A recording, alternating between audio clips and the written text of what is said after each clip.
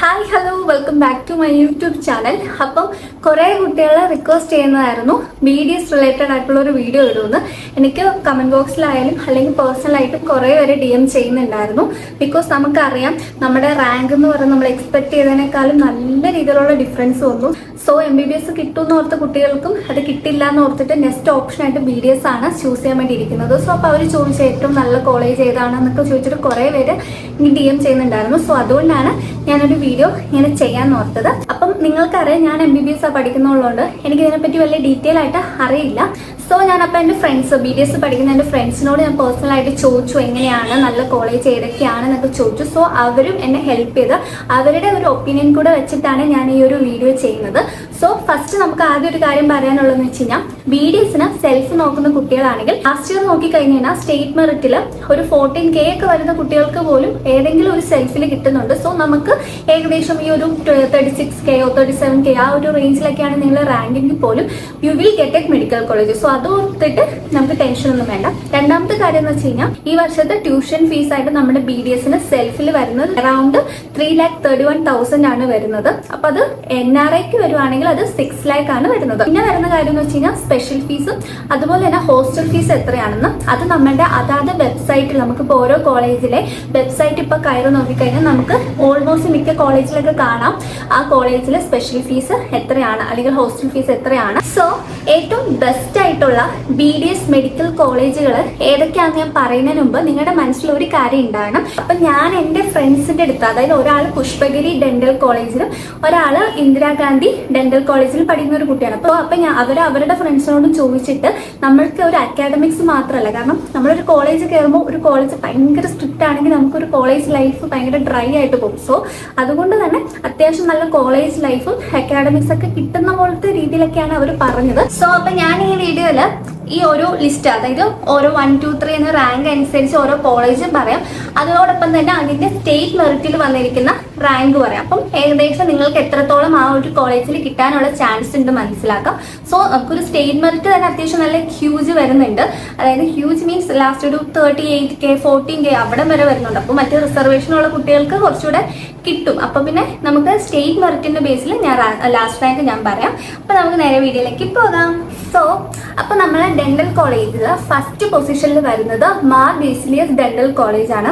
ഈ ഒരു ഡെന്റൽ കോളേജിനെ പറ്റി എല്ലാവർക്കും തന്നെ അത്യാവശ്യം നല്ല അഭിപ്രായമുള്ള ഒരു കോളേജാണ്. ബിക്കോസ് ഇവിടുത്തെ കോളേജ് ലൈഫ് അടിപൊളിയാണ്. പ്ലസ് അതുപോലെ തന്നെ അക്കാഡമിക്സ്, അതായത് നമുക്കൊരു നല്ലൊരു കോളേജ് ലൈഫും കൂടെ വേണമെന്ന് ആഗ്രഹിക്കുന്ന കുട്ടികളാണെങ്കിൽ അതോടൊപ്പം തന്നെ നല്ല രീതിയിലൊരു അക്കാഡമിക്സും തരുന്ന ഒരു നല്ലൊരു കോളേജ് ആണെന്നാണ് അഭിപ്രായം. സോ അതുകൊണ്ട് തന്നെ ഈ ഒരു കോളേജ് ഞാൻ ഒരു ഫസ്റ്റ് ആയിട്ട് പറയും. അപ്പൊ ഈ കോളേജിൽ ഏകദേശം ലാസ്റ്റ് റാങ്ക് പോയിരിക്കുന്നത് 17,000 ആയിരുന്നു പോയിരിക്കുന്നത്. അപ്പൊ ഈ വർഷം ഏകദേശം അത്ര അല്ലെങ്കിൽ ഒരു 16,000 ആ ഒരു റേഞ്ചിൽ സേഫ് ആയിട്ട് ഓർത്തു. രണ്ടാമതായിട്ട് വരുന്നത് പുഷ്പഗിരി ഡെന്റൽ കോളേജ് ആണ്.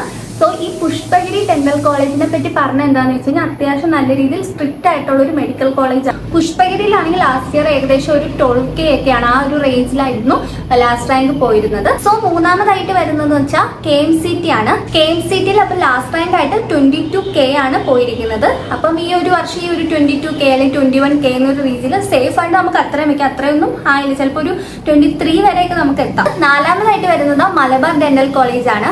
മലബാറില് ലാസ്റ്റ് റാങ്ക് പോയിരിക്കുന്നത് 29K ആണ്. അഞ്ചാമതായിട്ട് വരുന്നത് MESലാണ്. MESും ഈ പറഞ്ഞ പോലെ ഏകദേശം ഒരു 29K ഒക്കെ തന്നെയാണ് കിട്ടിയിരിക്കുന്നത്. സോ അപ്പൊ നമുക്ക് ഏകദേശം ആ ഒരു റാങ്ക് ഉണ്ടെങ്കിൽ നമുക്ക് MESൽ അഡ്മിഷൻ കിട്ടുന്നതായിരിക്കും. ആറാമതായിട്ട് പറയുന്നത് അല്ലസർ മെഡിക്കൽ കോളേജ് ആണ്.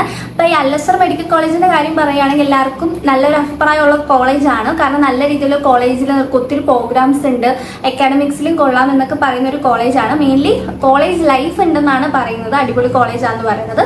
സോ അവിടെ ലാസ്റ്റ് റാങ്ക് പോയിരിക്കുന്നത് 25K ഒക്കെ, അറൌണ്ട് 25K ആയിരുന്നു ലാസ്റ്റ് റാങ്ക് അല്ലസറിൽ പോയിരിക്കുന്നത്. രണ്ടാമതായിട്ട് വരുന്നത് കണ്ണൂർ ഡെന്റൽ കോളേജ് ആണ്. കണ്ണൂരിൽ ലാസ്റ്റ് റാങ്ക് പോയിരിക്കുന്നതെന്ന് വെച്ച് കഴിഞ്ഞാൽ ഏകദേശം 32K റേഞ്ചിലാണ് ലാസ്റ്റ് റാങ്ക് പോയിരിക്കുന്നത്. സോ അടുത്ത എട്ടാമതായിട്ട് വരുന്നത് റോയൽ ഡെന്റൽ കോളേജ് ആണ്. ഇപ്പൊ റോയലില് ലാസ്റ്റ് ഇയർ പോയിരിക്കുന്ന കട്ട് ഓഫ് എന്ന് പറയുന്നത് 27,840 ഒക്കെയാണ്. ഒമ്പതാമതായിട്ട് Indira Gandhi institute of medical science ആണ്. പത്താമതായിട്ട് വരുന്നത് ട്രാവൻകൂർ ഡെന്റൽ കോളേജ് ആണ്. സോ അവിടെ ലാസ്റ്റ് ഇയർ ഒരു 27K ആ ഒരു റേഞ്ചിലൊക്കെ ഉണ്ടെങ്കിൽ നമുക്ക് അവിടെ ഒരു അഡ്മിഷൻ കിട്ടുന്നതായിരിക്കും. 11ാമതായിട്ട് വരുന്നത് സെന്റ് ഗ്രിഗേരിയസ് ഡെന്റൽ കോളേജ് ആണ്.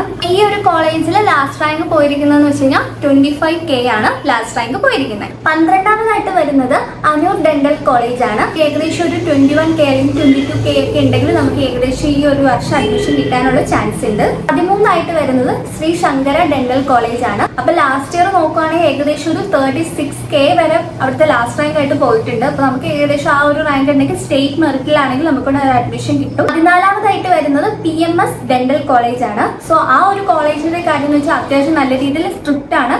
നമുക്കൊരു അത്യാവശ്യം ഒരു കോളേജ് ലൈഫ് അങ്ങനെ ഒന്നും കിട്ടില്ല. കൂടുതലും ഭയങ്കര സ്ട്രിക്റ്റ് ആയിട്ടുള്ള കോളേജാണ്.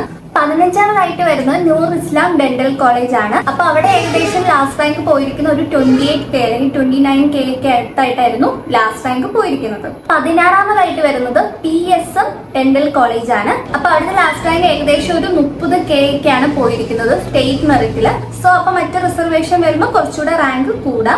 17ാമതായിട്ട് വരുന്നത് അസീസിയ ഡെന്റൽ കോളേജ് ആണ്. അപ്പൊ അസീസിയയിൽ നമുക്ക് ലാസ്റ്റ് റാങ്ക് ഏകദേശം 27K അത്രയൊക്കെയാണ് വന്നിരിക്കുന്നത്.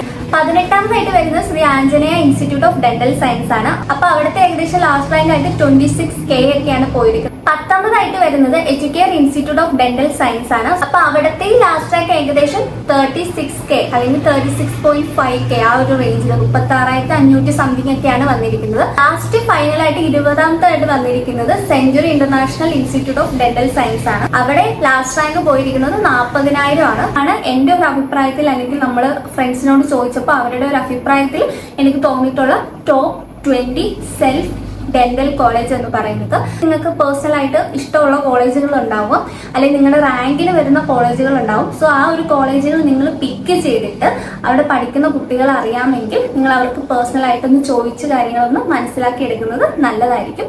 അപ്പൊ അത്രയേ ഉള്ളൂ ഇന്നത്തെ വീഡിയോ. ഇത്രയും നിങ്ങൾക്ക് യൂസ്ഫുൾ ആയിട്ടുണ്ടെന്ന് ഞാൻ വിശ്വസിക്കുന്നു. അപ്പൊ അടുത്തൊരു വീഡിയോയിലേക്ക് കാണുന്നതായിരിക്കും. Bye bye.